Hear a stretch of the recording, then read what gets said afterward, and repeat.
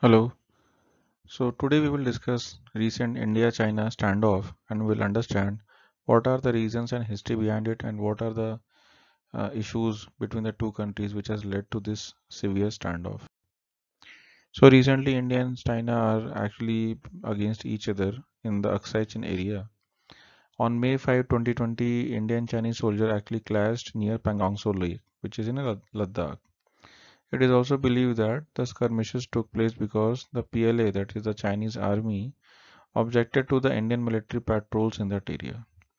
Now, why they objected to the patrols in that area, we will look into it after some time.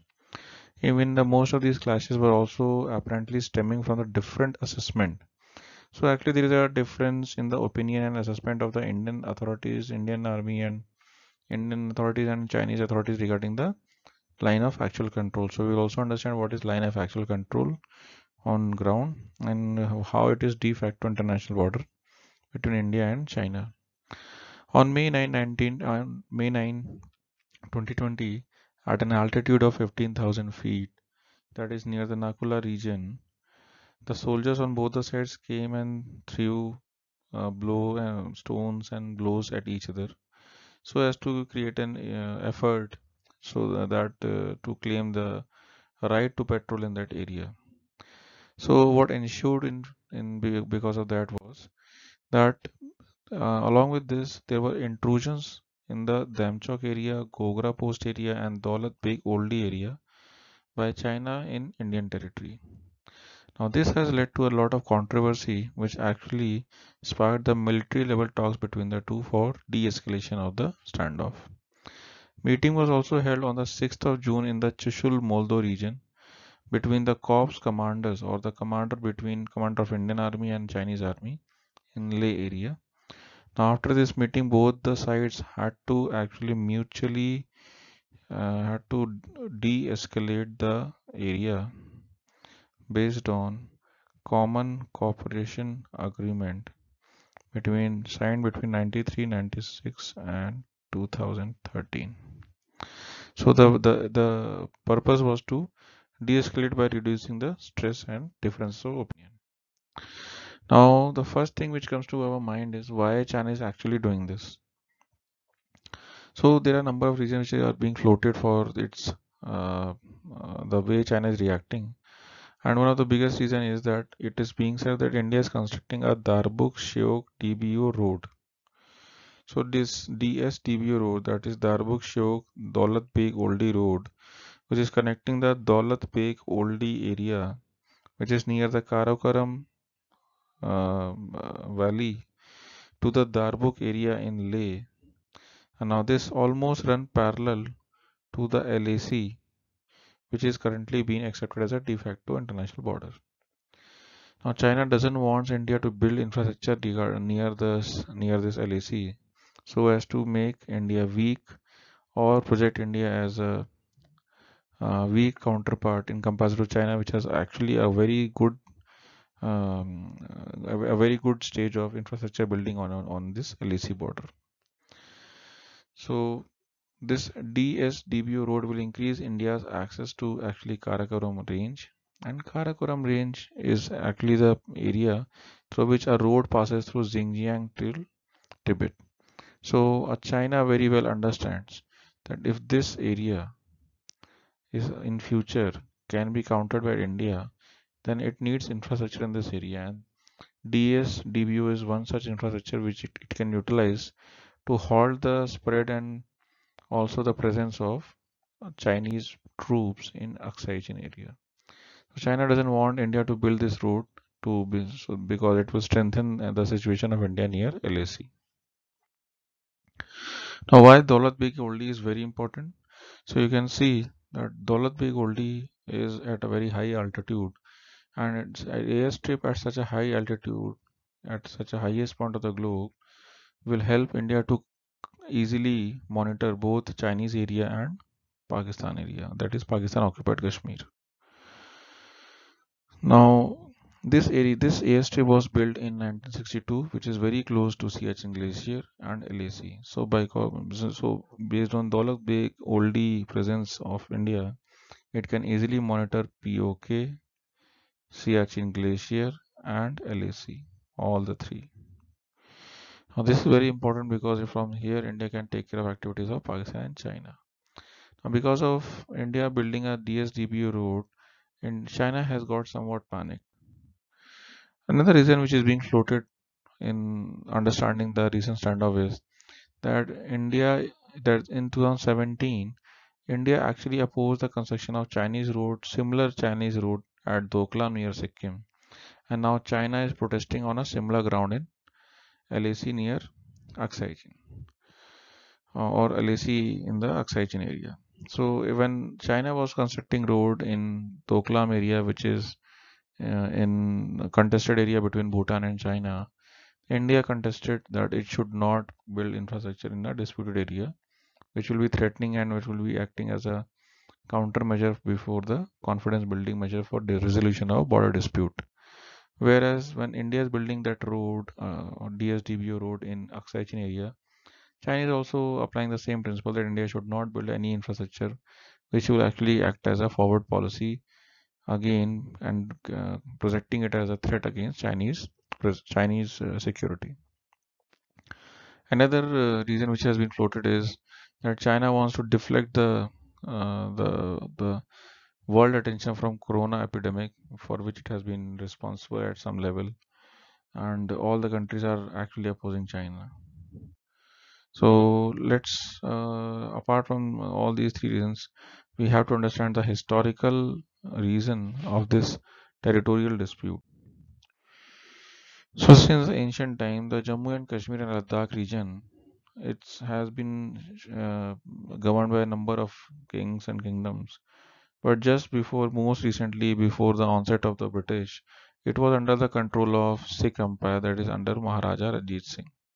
So Maharaja Ranjit Singh of the Sikh province was controlling Jammu in 1808. Then he took Kashmir in 1819 and Ladakh in 1834. After taking Ladakh, Ladakh was merged with Jammu, and that is Jammu was merged with Ladakh and was combinedly controlled. Also, in 1839, when Maharaja Ranjit Singh died, the Sikh province became weak, and the ruling class actually was shifted from Maharaja Ranjit Singh towards the Maharaja Gulab Singh, who was from the Dogra dynasty but not from the Sikh Empire. And he was the king and ruler of Jammu who controlled the Ladakh and Kashmir region also. So, as a result of Sino-Sikh War in 1841, that is Chinese-Sikh War, in which China took advantage in 1841 and attacked Ladakh. And not only they attacked Ladakh, but also they conquered Sikh areas and entered into a treaty finally to maintain peace on the border, after which Sikh rule actually began peacefully in this region. So although China won this war, but still the status quo was maintained, and Sikh were not to expand beyond this region and pose as a threat to China, as well as they could rule peacefully in their own area. But soon 5 years after this, the British came in contest with Sikh Empire, and it was the British rule which was going on in India, and British was having a very keen eye on the Sikh province from a very long time. So in the Sikh War, which just happened 5 years after this, Sino-Sikh War, the British actually became victorious in Anglo-Sikh War, and British conquered some part of the Punjab province. The Punjab province consisted of the Indian Punjab, Pakistan Punjab, and the whole of Jammu and Kashmir and Ladakh region. So they also occupied Kashmir Valley and Ladakh region as a result of this winning of this war.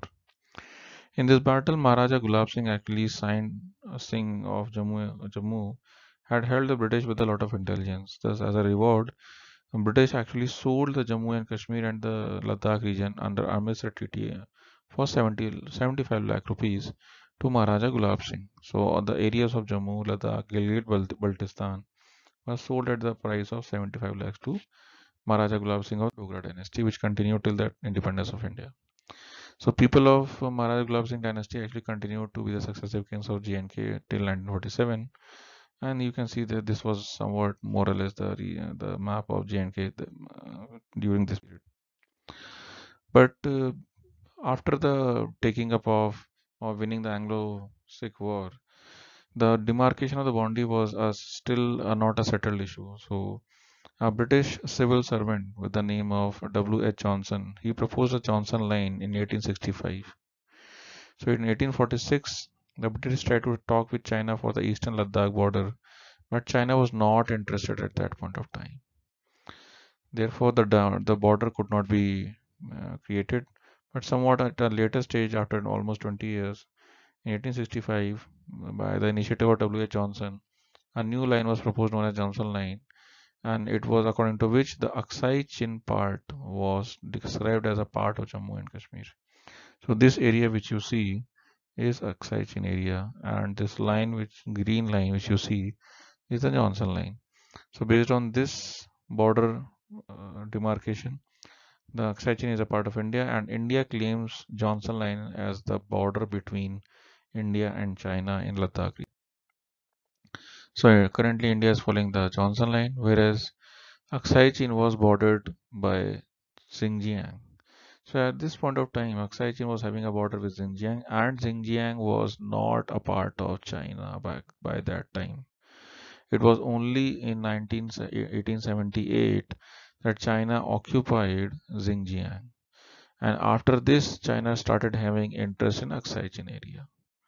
So, in order to strengthen its claim on Tibet, it tried to control Xinjiang and construct a road from Xinjiang till Tibet, which was known as Trans Karakoram Highway or Xinjiang Tibet Highway.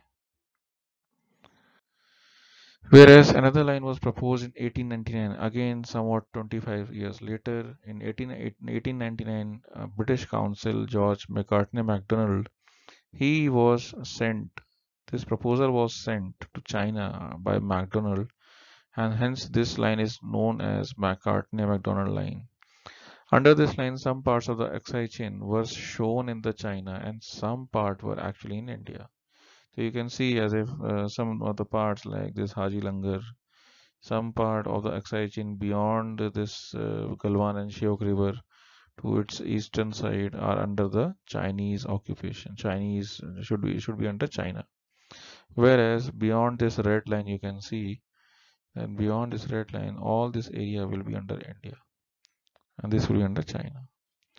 So that time China did not give any response. So they neither said no nor yes to the McDonald line. And in 1959, finally, after the independence of both the countries, the China accepted this line. So China actually accepts McDonald line, and India accepts the Johnson line. So why China actually accepted the McDonald line? Because by that time Tibet was an independent country, and after 1959 their focus was to conquer them to capture Tibet. So when China thought of occupying Tibet, they were having the fear that there might be a rebellion in that area. So it is better to have as much buffer area before Xinjiang and Tibet as much as possible. For which it would be better that they claim McDonald line and have extraterritorial claims in the Ladakh region. China began to construct a road in Xinjiang to Tibet in 1951 in order to strengthen its claim in the Western Tibet. So you can say that it was carried out the highway was carried out from Xinjiang till Aksai Chin area till Tibet, and in order to strengthen the Western Tibet area, that is the Aksai Chin area, they built this Trans Xinjiang Tibet Highway. So the name of this road was Tibet Xinjiang Road. And when this road was ready in 1959, only then India came to know about this. Now this is what the where the major flaw India did. In that time, during that time, India although was independent, on one side we were busy in demarcation of LOC, which was the dividing line between Pak occupied Kashmir and India. On the other side, China was starting to occupy and taking bases based on unilaterally accepting the McDonald line. So there was no agreement, there was no talks. It was unilaterally agreed by China that McDonald will be the boundary between India and China.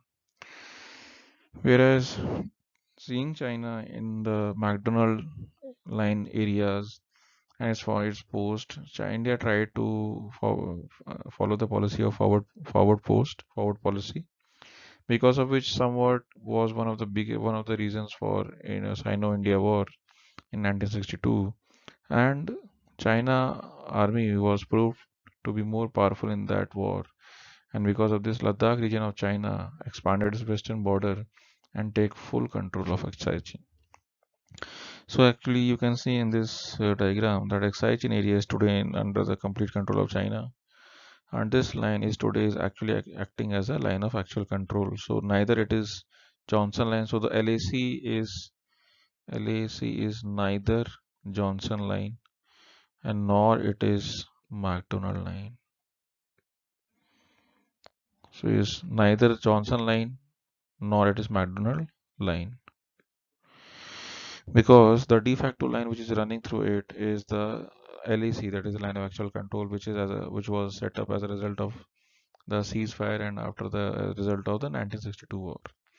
So in the war, India had to abandon its forward policy, and after the war, the forces of the two countries, wherever they were stationed, they assumed that it is the line of actual control. So this is all line of actual control, that is LAC, came into picture. Now it is not that the dispute is only in the LA or the LAC is only in the Ladakh region. There are three segments to the LAC. The westernmost sector is the border between J&K, that is Ladakh region and China.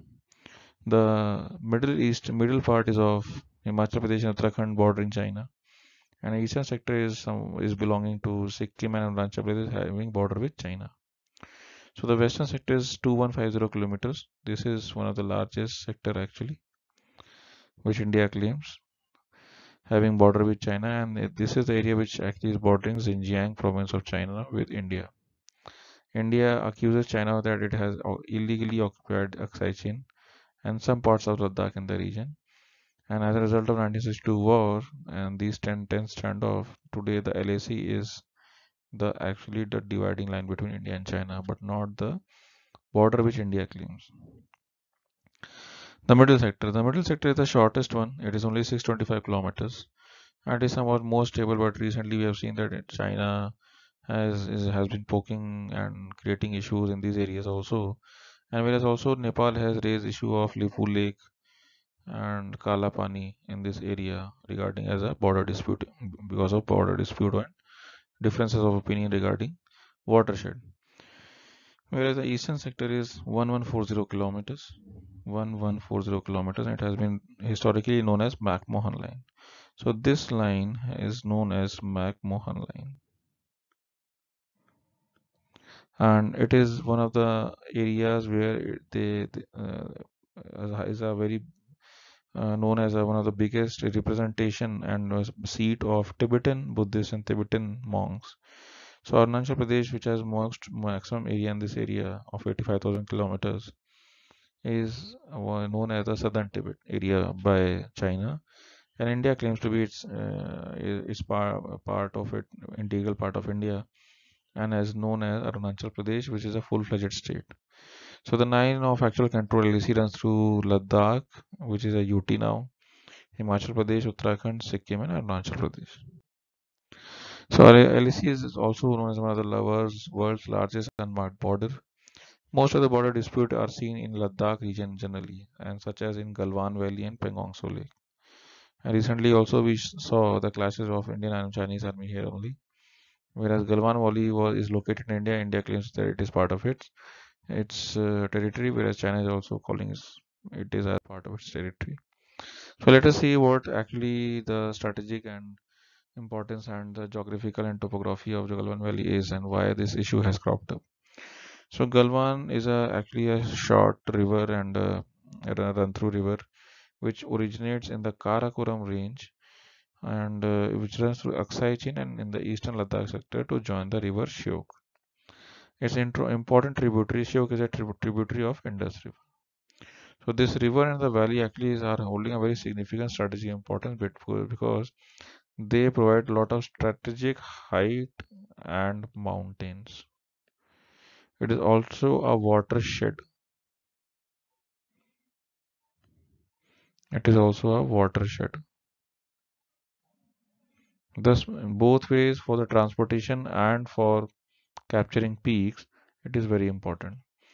This area and this river was named behind a person known as Ghulam Rasul Galwan, who was actually a traveler.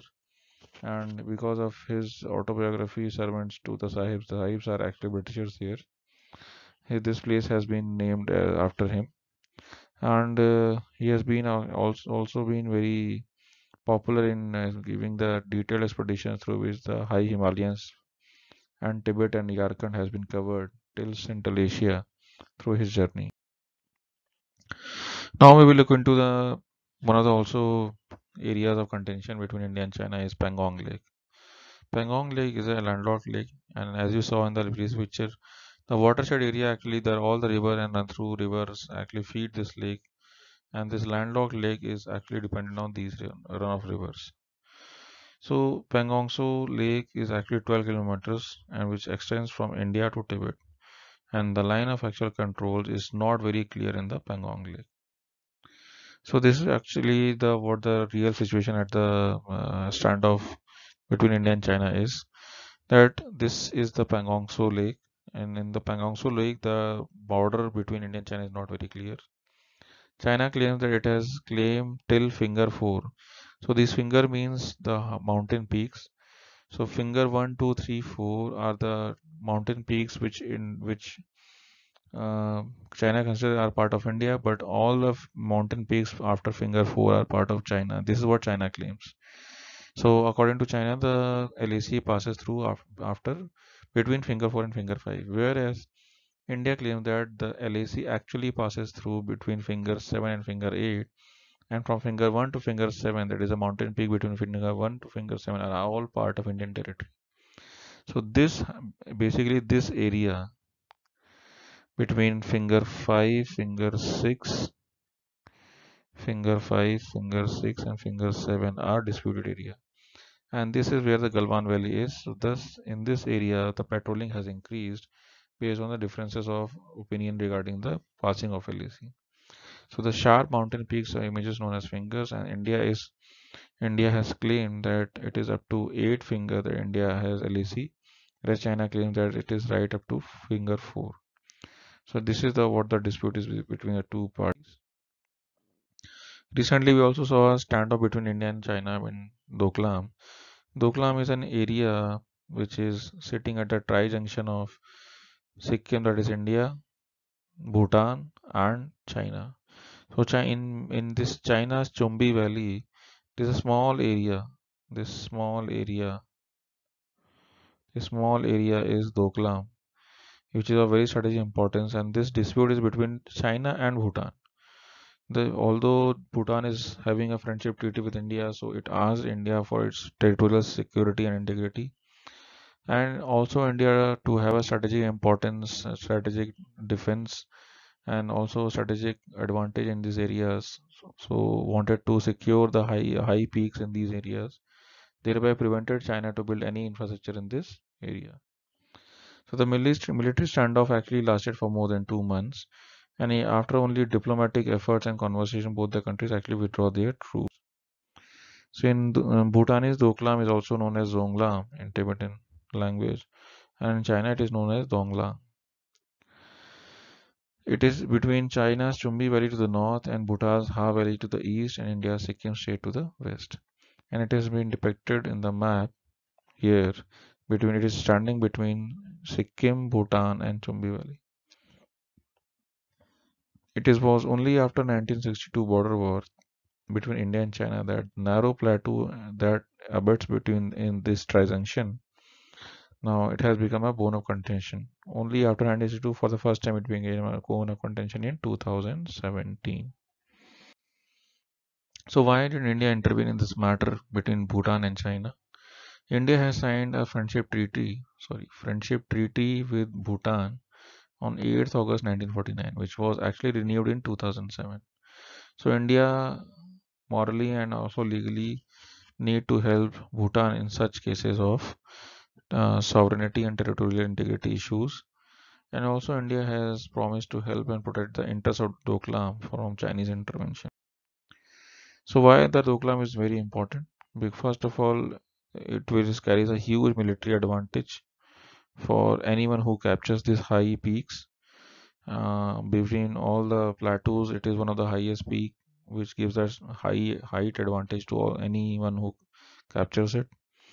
It will not only, if India loses it, it will not only compromise the security of Bhutan, but also of India, especially Sikkim and Arunachal Pradesh.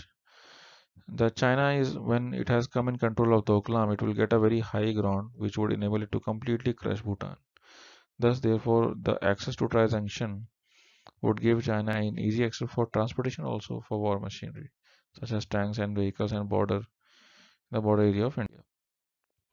Thus, moving back to all the three disputes which India has recently faced, the first one is Aksai Chin area, which India claims is a part of Jammu and Kashmir as a UT, but China claims that it is a part of Xinjiang and Lower Tibet.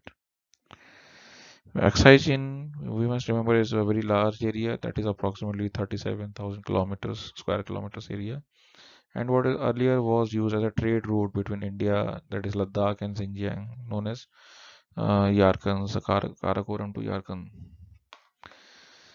Once the war was fought in 1962, because of this disputed land, the ambiguity is even still there, and the two different line between India and China is still being perceived in the same way. Nothing has changed. So what our first PM said about this, that he said that Aksai Chin is a part of in Ladakh region of India for centuries, and that this northern border was a firm and definite one, which was not open for discussion with anybody. Thus, this shows that India has always and very categorically and clearly claimed Aksai Chin as a part of Ladakh and as an integral part of India. Similarly, the same issue of territorial boundary issue between India and China exists in Arunachal Pradesh, that is the southern Tibet also.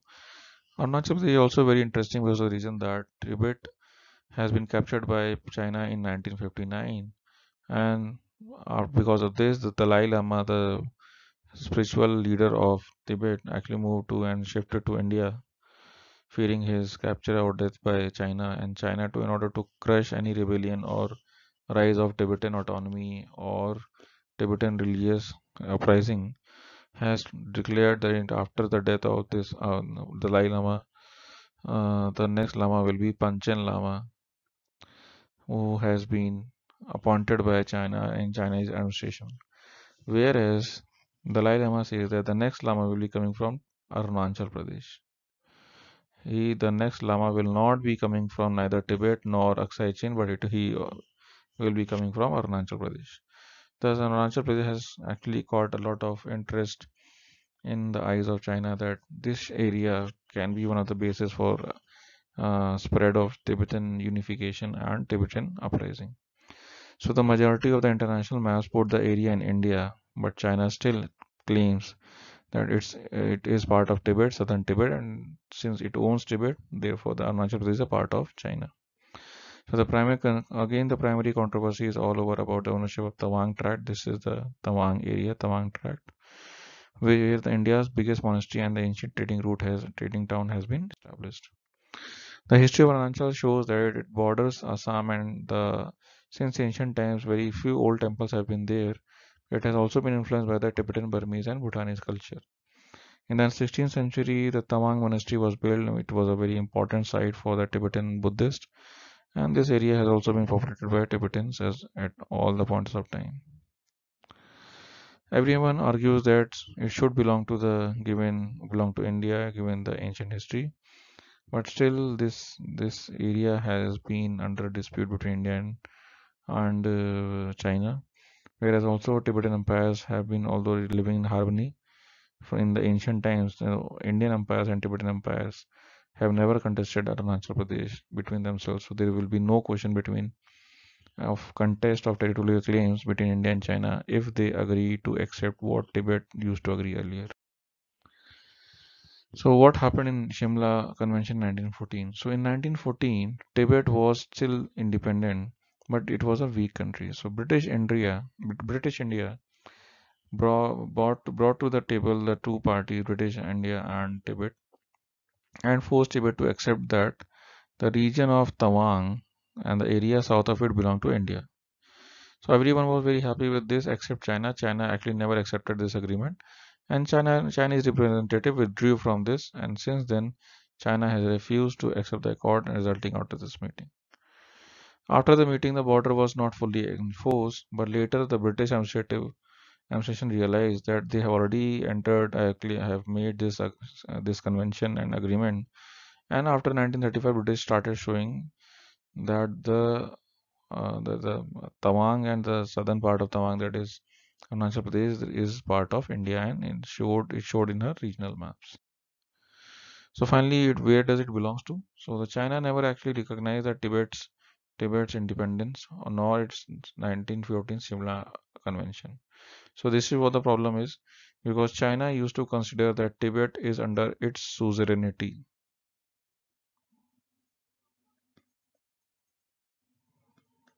So as long as China is actually having control,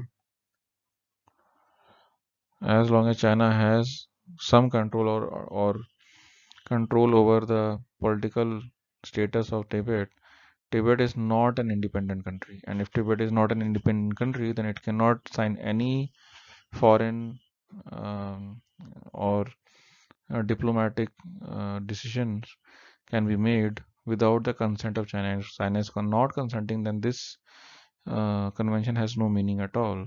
This is what China claims. Whereas British used to treat Tibet as independent country. Thus, any agreement or convention signed by Tibet would be as a measure of a agreement between us two sovereign bodies. Thus, it will have the weight of international law. Thus, according to China, Tawang region belong. Therefore, according to China, Tawang region belongs to her, and China especially wants to hold these monasteries in order to control the rising of Tibetan Buddhism and the leading center of Tibetan Buddhist. And whereas according to India, most of the state had ancient Indian influence, not Chinese. Chinese are actually Han. Their language is Mandarin. Their culture is more plain, that is coastal plain oriented. Thus, no way they have any cultural affiliation with Tibet. Therefore, in 1914, if Tibet signed an agreement to give the state to India, then it should be respected. And also, from Indian perspective, keeping Tawang Monastery within India is also very important and best to its interest as a way to protect whatever is remaining of the Tibetan culture. Otherwise, China will again, in order to unify the country and homogenize the country, it will crush the Tibetan culture as well as its language. So actually, what happened on 15th and 16th of June? So Indian Army senior ranking officer Colonel Santosh Babu of 16 Bihar Regiment set out to hold a discussion or a talk with the Chinese side, so that they are clear that they have to remove the troops, and if they were not returning back to the bases, then they should be apprised of this as per the commitment. During this discussion between Chinese PLA and Indian Army, the situation got aggravated and they were attacked by the Chinese. The Indian delegation was attacked by the Chinese with stick stones and even warped clubs or batons with robbed in barbed wire. So then Colonel and his personnel actually suffered severe injuries in the clash, and actually more than 20 Indian soldiers were actually killed in this, were martyred uh, uh, uh, in this ensued fight. So the 20 army men which were martyred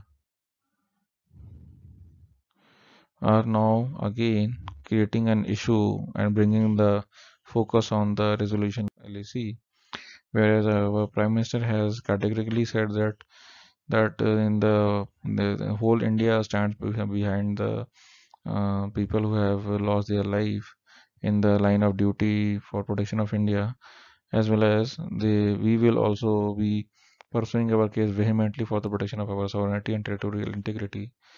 Also, the forces are on almost warlike with LAC to impose cost on China. and Galwan can have effect even on our diplomatic ties also. So overall, before wrapping it up, we will just discuss what is the how the situation got erupted so much. So the brawl between two armies was seen in the midnight of 15, and from the both the sides of the rivulets. Colonel Babu and his team actually succumbed to the later to injuries because of injuries and also hypothermia, that is extreme cold. Violent face-off also resulted in attempt by the Chinese unilaterally was violent face-off was a result of attempt by the Chinese to unilaterally change the status quo. This is what MEA, Ministry of External Affairs of India, says. And also the senior commander had productive meeting on June 6. And based on this meeting, they agreed that there will be a process of de-escalation on, and ground commanders will have a series of meetings thereafter. The Indian Army also gave a statement that Indian and Chinese troops have disengaged in Galwan areas where they clashed on 15th and 16th of June. But since then, India has been witnessing that the troops were being built up since May 5 and they never actually respected the agreement. There was a very aggressive posturing by the Chinese troops, and both the countries actually moved their soldiers' equipment along the LOC, which made the situation very volatile. China has also been opposed to India in constructing of the airstrip, which actually India is doing much later than what China has actually constructed on the other side of the LAC. So China has already constructed big infrastructure projects, even defense projects, as well as airstrips, highways along the other side of the LAC. Whereas when India comes to construct it, they are actually opposing it. So China has been opposed to this, and they are also again opposing the Darbuk Sheok Daulat Beg Oldi road in Galwan Valley, which actually started all the whole of the issue. And after the week of the face-off resulting in this injury, the friction is now doesn't seem to be eased, even based on talks and between India and the Chinese military and commanders. Thus, the Galwan Valley and Hot Springs will see the troops face to face from time to come, at least for some time. And it is for the first time that after 1967 that such a big casualty is being seen, and also after 1975. Thus, before wrapping it up, we can say this whole issue is because of the historical legacy which we have received on the independence, because of the independence of India, and also because of the belligerents and the imperialist, as well as the very non-responsible behavior of China, which we are witnessing. So the whole situation of coronavirus epidemic, pandemic, the China-Pakistan nexus of China-Pakistan CPEC nexus, the coronavirus attack, the US-China relationship decline, and India strengthening its border have actually sparked off insecurities within China, because of which we are witnessing such a reaction. So thank you very much for being patient with us. Thank you.